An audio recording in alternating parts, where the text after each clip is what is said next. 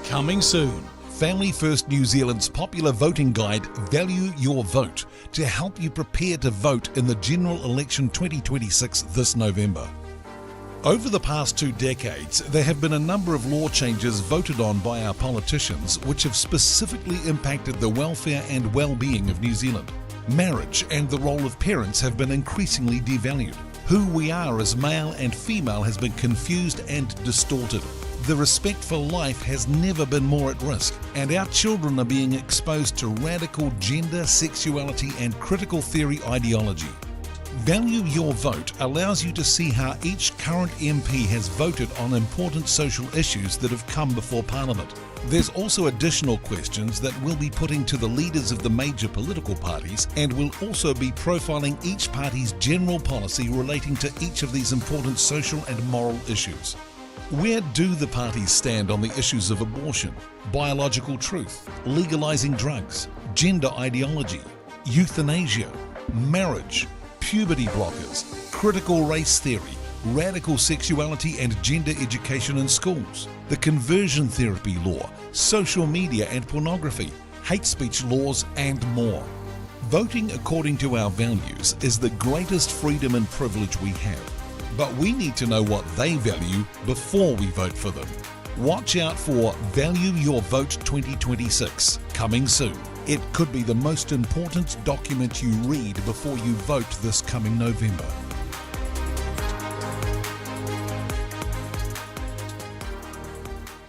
Good morning, New Zealand. It is Friday, end of the week as we head into the weekend, and it's time to check out the news that you need to be aware of, not what the mainstream media is just telling you. This is Daybreak. Good morning.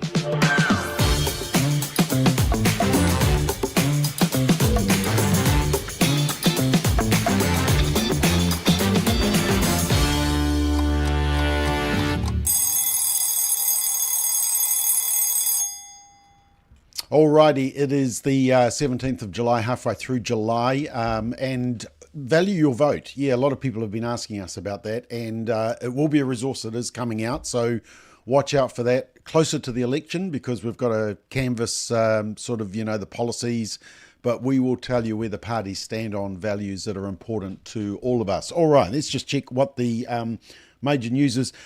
Just on the mainstream newspapers. Actually, did anybody feel the shake last night? South Island apparently was rock and rolling. No damage as far as I know. So if you are, here we go. Muddy Waters, you're at the bottom of the south. So there we are. Can you tell me whether you felt the earthquake last night? I think it was around 10 p.m, etc. So, right, but anyway, let's check what the newspapers are talking about. New Zealand Herald, well, it's about the earthquake. Marcus Lush, who I don't know why people listen to it, but News Talk ZB at night has Marcus Lush. Personally, I think it's the most brain-dead radio I've ever heard. And having been a talkback host, I listen to it and I sort of think, is he actually getting any calls?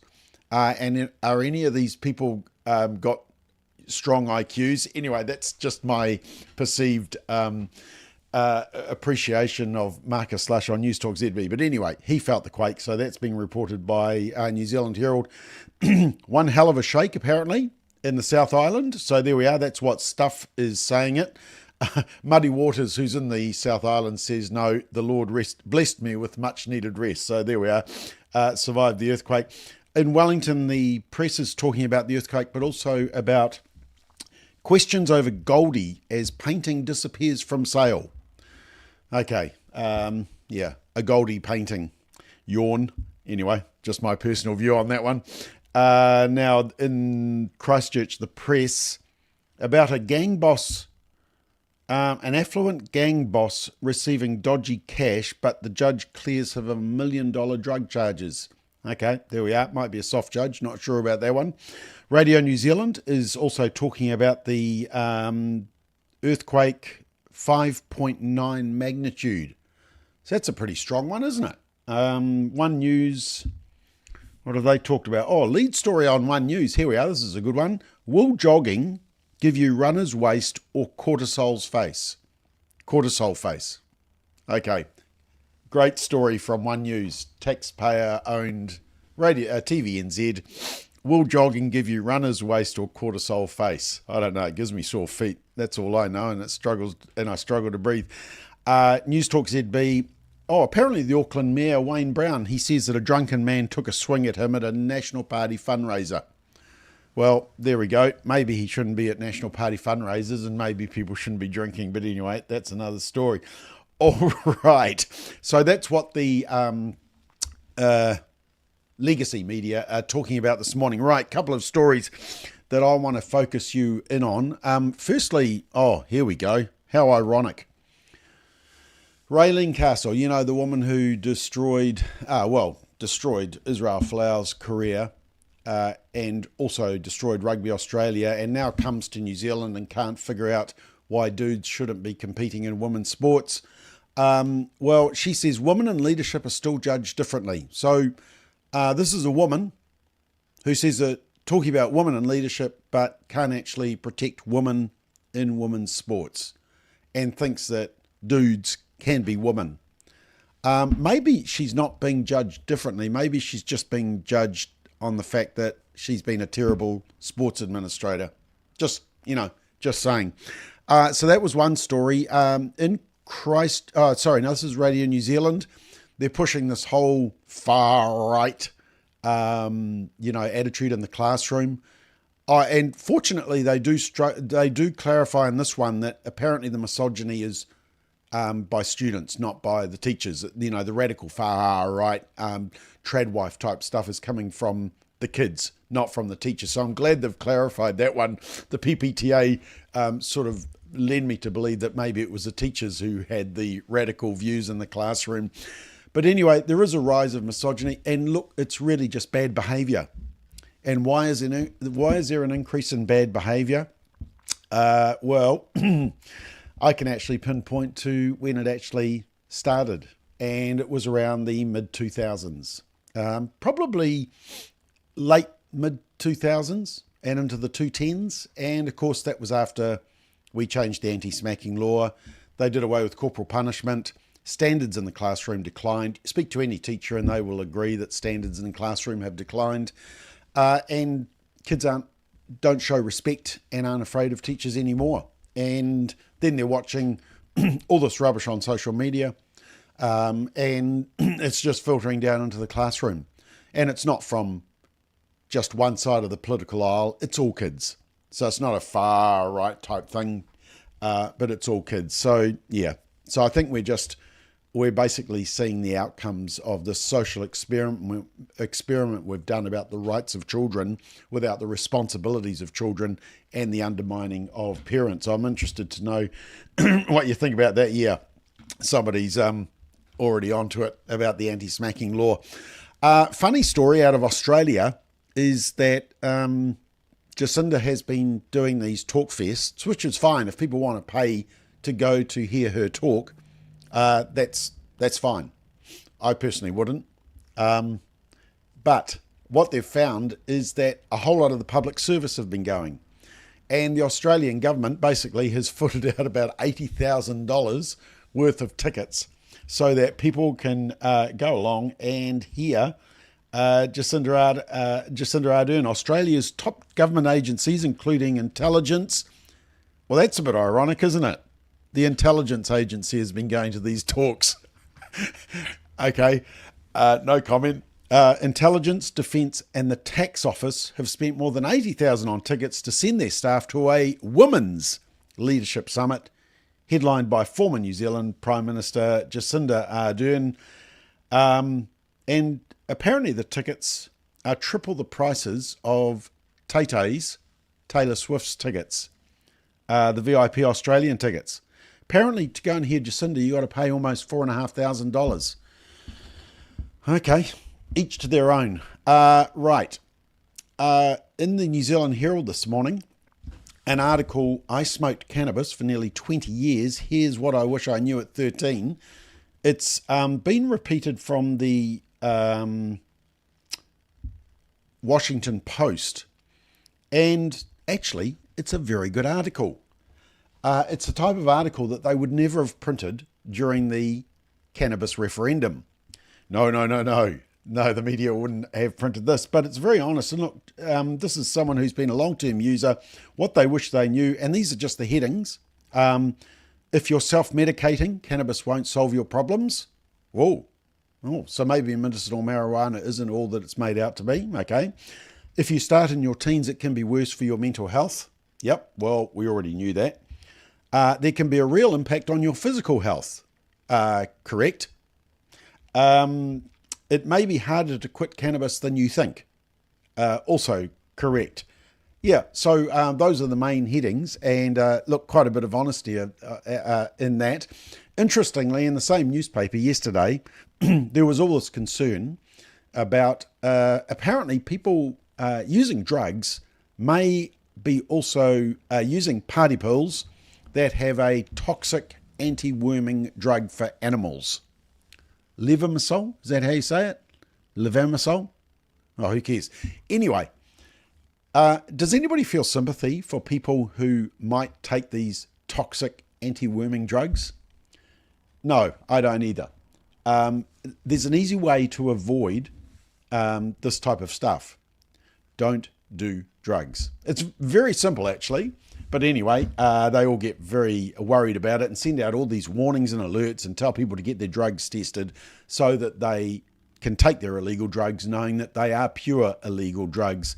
But of course, there's no control over how much of those drugs they take or whether they've tested all of their drugs and whether they've got this toxic anti-worming drug. Anyway, okay, let's move on. Now, Radio New Zealand this morning are working very hard for the Opportunity Party. And so what they've done is they've gone to their poll, which was earlier this week. And they've basically asked voters, okay, we know who you are saying you are going to vote for, but who else might you vote for? Okay, so I mean, if I put that question to you, you might say, well, I'm going to vote for such and such a party. There's a few other parties that I might vote for, I might consider. And so they're basically saying that about half of voters might vote for a different party. And then what they do is they do this question line and they do all this maths and they figure out, they come to this conclusion, which is basically sort of a similar proportion of votes to each of the parties. Labour gets the most, National second. You can see there Greens and New Zealand First about the same number of votes. ACT less. Again, Te Pāti Māori, very small vote. But the best bit that they love is the fact that if they combine people who say they are definitely voting for the Opportunity Party and people who think, oh, maybe I might vote for the Opportunity Party, they get to 6%. And you know what that means. They've got past 5. And it's not a wasted vote. And so this is a massive mathematical puff piece by Radio New Zealand. And you can see down the bottom there, it says more than half of those surveyed in the latest RNZ Reid research poll could be persuaded to vote for a different party, and it is Opportunity who could benefit most because the media are desperate to get the Opportunity Party across the 5% line. So, yeah, there we go. More marketing by the media for Opportunity Party. I think once we get into the campaign and people actually hear the policies of Opportunity, hear some of the candidates who are pretty scary, and the leader will probably crumble under the pressure because she's been turning up to interviews without a lot of facts and details and has been rescued by the media. I played an example of that on Political Playback last night with Ashley Church. We will soon see the Opportunity Party, the bubble will burst. So watch this space. All right, the other thing to watch is that there has been a court case going on in Wellington this week, and it's about the puberty blocker ban. And the radical group Partha has been challenging, took out a judicial review on the puberty blocker ban. And so they went to court. Now, it was over 3 days. Now, there was one report in the mainstream media, which was RNZ's report here, and it says, this is about identity. The court challenge to puberty blocker ban begins. All right, so it begins, day one. And day one is where PATHA, the radical activist group, which is associated with the totally discredited WPATH, the group that has admitted that kids are being harmed by the whole transing agenda and the chemicalisation and castration.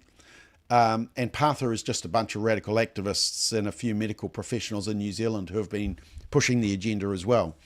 And so they were in court trying to get this judicial review. And so this is day one. RNZ reports it. The interesting thing, and you probably won't be surprised by this, is that they reported day one, which was the arguments the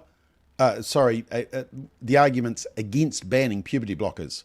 So they reported day one where all the arguments were against banning puberty blockers, right? Pushing the trans agenda. And then the media coverage stopped. Day two was where the Crown stepped in and talked about why the Minister of Health, Seymour Brown, had banned puberty blockers and the reason it was a correct decision. And the media went silent. No surprise. The only one that did report it was Law News, which is kind of a little niche website, reports what's going on in courts. And you'll see there, Health Minister's decision to ban puberty blockers was entirely regular, routine, proper, and lawful. Now, the interesting thing is that it wasn't reported in the lamestream media. None of them reported it. They reported day one because it suited their argument, but you haven't heard about day two or day three. You haven't heard the arguments for banning puberty blockers, have you? And interestingly enough, and then in today's New Zealand Herald, this is this morning, apparently in the New Zealand Medical Journal, there is an article written by, now how many people was it? It was a group of concerned doctors. Let me just find out how many doctors. Okay, there's 1, 2, 3, 4, 5, 6. 6 doctors. Some of them connected to the radical group PATHA. And in the Medical Journal, they've written this article and they go on that, apparently the ban on puberty blockers is terrible and it has an adverse impact on health and well-being. And they talk about mental illness and suicide ideation and suicide. And I'll come back to that suicide one in just a minute because there's a very interesting story on that. But anyway, this has been reported in the New Zealand Herald this morning. You might have even heard reports of it on the radio, on the news. Somebody told me it was on the 7 a.m. news on News Talk ZB. Puberty blockers, totally safe, fully reversible, lies. And it's based on this article, letter by 6 doctors in the New Zealand Medical Journal. What the media don't tell you is that there was a letter sent last year to the government officials and the Minister of Mental Health, Matt Ducey, and to the Minister of Health, Seymour Brown, signed by 35 doctors, many of them very senior paediatricians, actually supporting the ban on puberty blockers. But you won't hear that from the lamestream media because they're only pushing one narrative. But it's not only the media pushing the one narrative, it is also professional groups. This is in Australia. And basically the Nurses Union in Australia has a journal and they published an article and it was an article which was summarising it was basically destroying the suicide trope around transgender kids.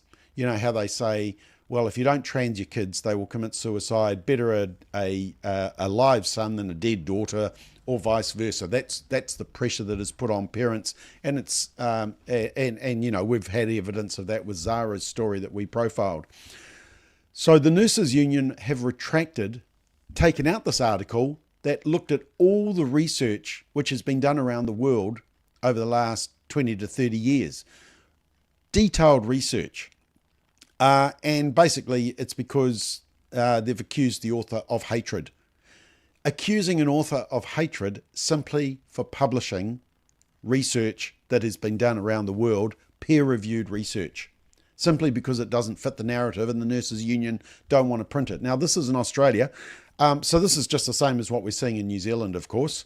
the New Zealand Medical Journal are quick to publish a letter by 6 medical professionals, but they don't tell you about the letter written by 35 medical professionals, do they? Who support the ban on puberty blockers.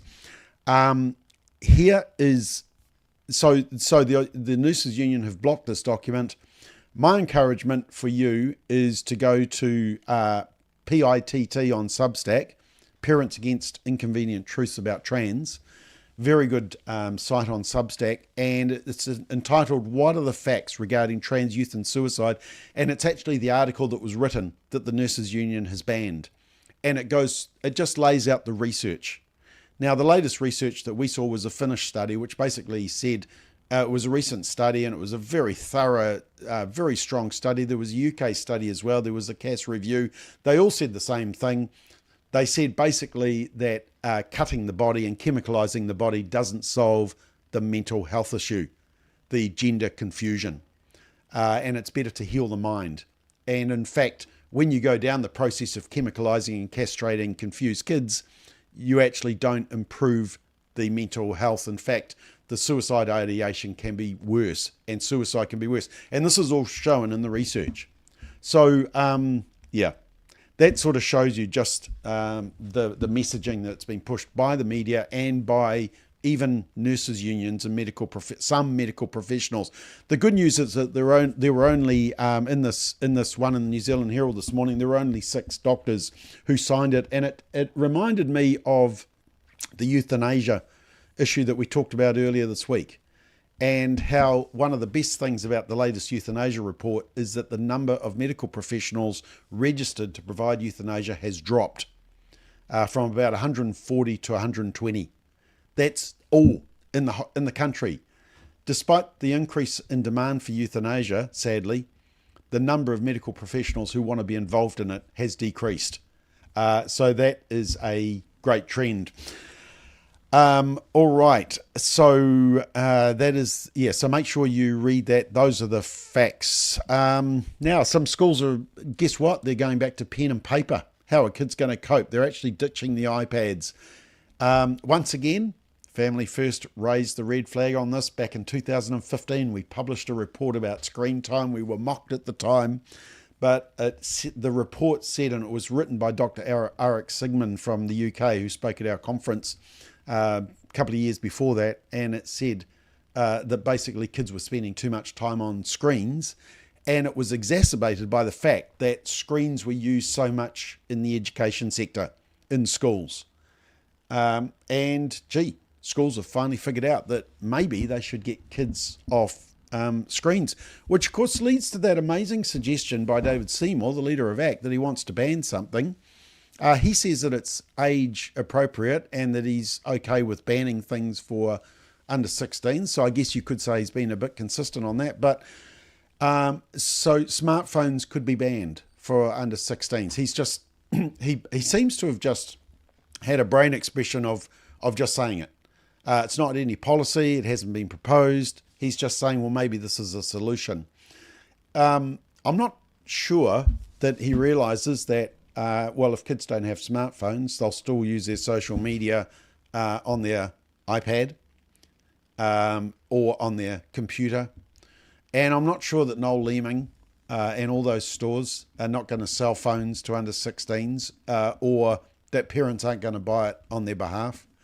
It still goes back to we need parents involved, and we need to hold big tech accountable for the material that they're exposing our kids to. Anyway, yeah, that was an interesting suggestion. Not sure what you think of that one. They also have asked political parties about their positions on hate speech. And as expected, the left-wing parties, if we get a change of government, you can guarantee that hate speech laws will be introduced, and you can guarantee that they'll be watching Daybreak and Political Playback and Solid Ground and Straight Talk, McBlog, looking for hate speech. And it's not actually hate speech. We already have laws against incitement and threats and of violence, etc. Hate speech laws is about laws that, or speech that they hate. And it's usually left-wing activists like the Human Rights Commission coming down strong on anybody who believes, for example, that only a woman can get pregnant. You know, basic biology, things like that. So that is quite a danger. Speaking of biology, Paul Henry, the new ACT candidate, he was on the platform with Sean Plunkett during the week, and he was asked the big question, what is a woman? And very good answer. That leads me to a question my audience are desperate for me to ask you. My stock standard gotcha question now. You've seen this coming. What is a woman, Paul? A woman is an adult female. Human female. Bang, you've got that. Pass. Easy. That's a pass. Yeah. Other questions? And that is the only thing that makes a woman. Yeah. Yeah, and that's it. Yeah, okay. Very simple. Very simple. So there we are. He got the pass. So well done to him.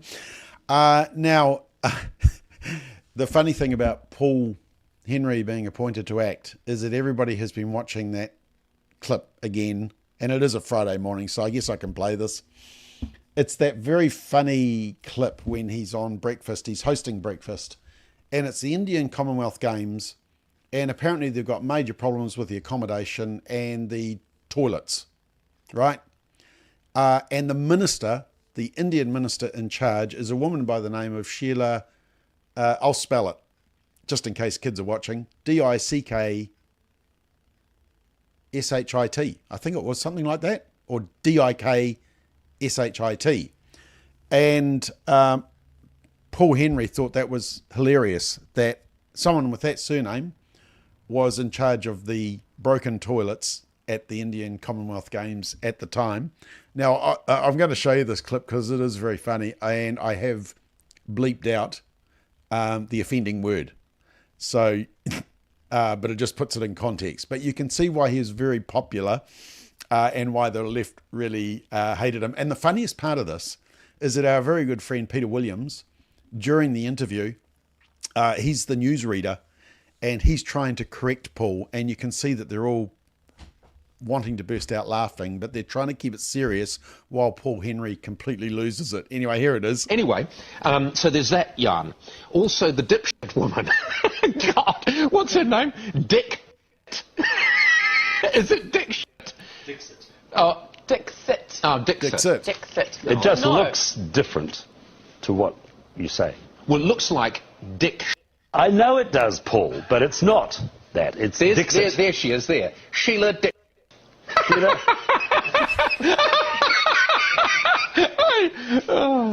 Anyway, and it's so appropriate because she's Indian. So she'd Well, be that's going to go Dickin, down well on the ACT party. wouldn't she? Do you know what I mean? Paul, her name Walking along the street. is Ms. Dixit. Oh, Dixit. Dixit. Thank you, Peter. Well, that's what I said, isn't it? No. No, you did not. You It's said just so something funny. else. Can we just have another look at the key? It's just so funny. We're all isn't trying it? not to laugh. So how we asked Mrs. Dick what the condition of the apartments was like. Well, they're a bit mucky. Anyway, so that's a bit funny, isn't it? Delhi Chief Minister Sheila Dick. Anyway, I know because I've known about her for a while, and I just. Yeah, I mean, it was very funny. And the funniest part is that they actually got her on to interview her and asked her, how does she pronounce her name? And it was actually pronounced the way that Paul Henry was saying, which was even funnier. Now, the other funny clip that I saw that I wanted to show you was, remember we've been talking about just the lovefest with Luxon and the Indian Prime Minister Modi when he was in the country. And there was lots of hugging and waving and, all those gestures. And there was the holding of the hands as well. It was kind of weird. Two leaders of states, lots of brotherly love.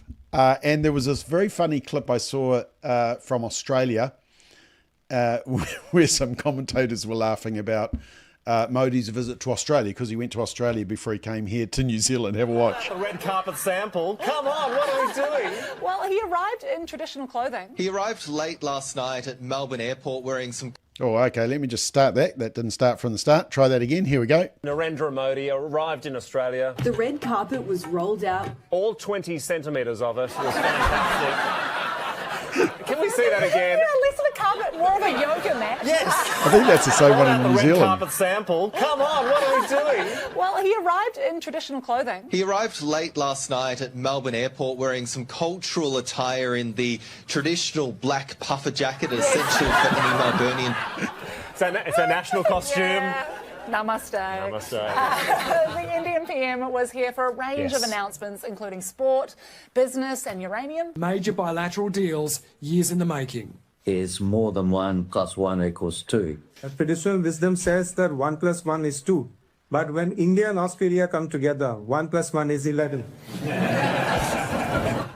Is that how they measured the carpet? Must be. Now we know why the budget got so wrong. Then it was on to the home of cricket. 2 prime ministers, a premier, throw in some children and a kangaroo. And you've got the worst halftime entertainment ever. So this is a major moment at the MCG, and we've noticed that the two leaders, Albo and Modi, they're close. Okay, and this is the funny bit, because we're talking about Luxon and Modi, and there was lots of hugging and hand-holding, etc. But it was also happening in Australia as well. In hand. Like two best friends in the schoolyard, Modi and Albanese, inseparable. They couldn't keep their hands off each other. Let's have a hug. Another hug. Come here. Okay. Give me those hands, those lovely hands. Let's hold those hands up to the sky. Wonderful. All right, put them down now. Put them down. One more hug. Right on. One more little cuddle. And let's shake hands. Just to shake. One more hug. Another hug.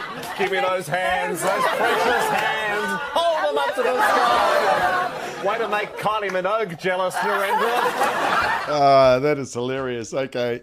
So anyway, so the Lovefest in Australia as well in New Zealand. Right. Look, just one other quick story. Just we were talking about euthanasia, and the French MPs have finally got their euthanasia law across the line. It's still got a process to go through before it gets the final say and comes into law, but they say strict rules.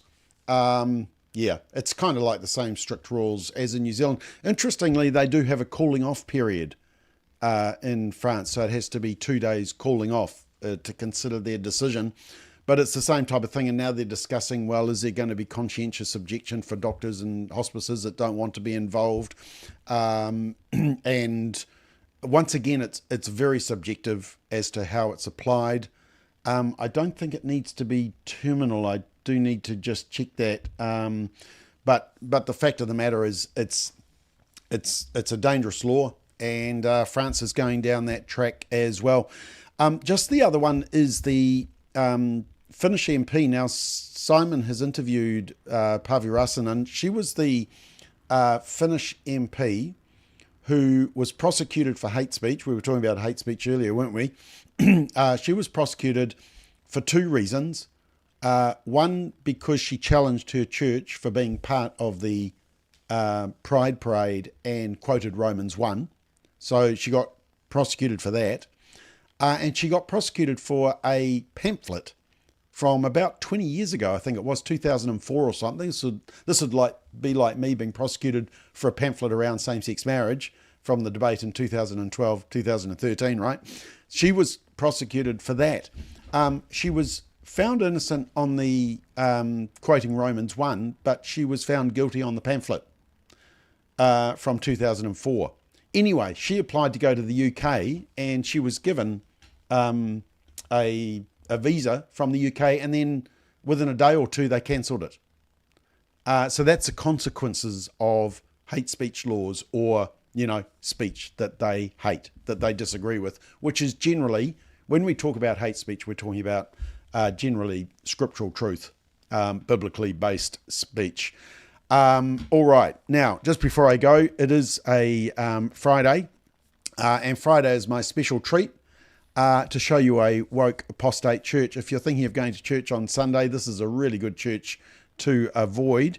And this one, is, well, let it speak for itself. Basically, my warning is if you go to church on Sunday and this conversation starts happening up front, get out of there fast. Anyway, this is our Friday special of woke churches. Our theme today is We Are Here, centering voices from the edge, and it is a rallying cry and an act of defiance because queer joy in and of itself is an act of resistance. Because being unabashedly yourself in a world that is still learning not to fear is cause for celebration. Not fear. Because despite whatever forces out there try to push queer folks back to the margins, we boldly proclaim we are here and we are divine and fabulous. Divine and fabulous. Love the pulpit, eh? So when they try to silence our trans and non-binary siblings, we are passing the mic and amplifying their stories and offering the tallest, sparkliest pulpit around. Sparkliest. When they try to ban drag shows, we're turning our sanctuary into a dance floor. What? When they try to take queer affirming content out of schools, we are singing a lullaby that says, some women love women, some men love men, some leave every label behind. Oh, actually, I've read that lullaby. I think it's in Romans 1, anyway. And when our queer and trans siblings are under attack, let's proclaim, we're here with you. Yes. Let's proclaim we're here in solidarity, and we're here to push back against a legislative agenda that threatens access to gender-affirming care. We're here in support, showing up at drag story hours as joyous counter-protesters, surrounding the hate of neo-Nazi groups with love. And if you want to get in on that action, reach out to Surge, showing up for racial justice. We're here with our resources and our dollars, donating generously to organizations like the Trans Resistance Network, which helps people get access to care or move across state lines. We're here with our own hearts and open arms, wide open, grateful to hear and witness and celebrate each other. Somebody said it was like watching Sesame Street. Anyway, so that's our warning. Sunday, you might be going to church. If you turn up and that's up the front and that kind of language, that type of messaging, get out of there fast, okay? That is a woke apostate church. All right. Now, make sure, which side? That side. Make sure you like this video. Make sure you share it. Let's increase our impact around the place so more people can hear the content. Anyway, you have a great weekend. Next week's going to be interesting because I'm actually going to be stateside in the US, and we'll be sending a few reports there. Got to go to the reflecting pool, in Washington, D.C. if I can.